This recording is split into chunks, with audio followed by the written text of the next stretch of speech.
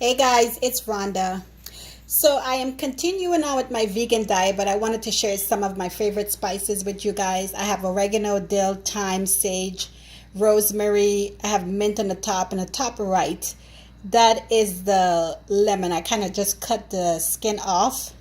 So then this way when it's time to zest it, and I like to leave it off like that so that way once the lemon dry as well, it's easy to just go ahead and grate it. And I have garlic. I also love onions, but my onions wouldn't stay. So they're not in the clip here right now. But please go ahead and visit my channel, Rad Event 1. I do have a section on there for vegan/plant-based recipe.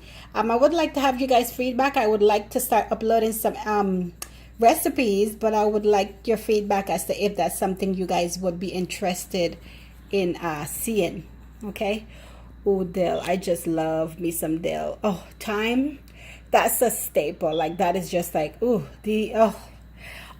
of these spices and green seasonings are amazing.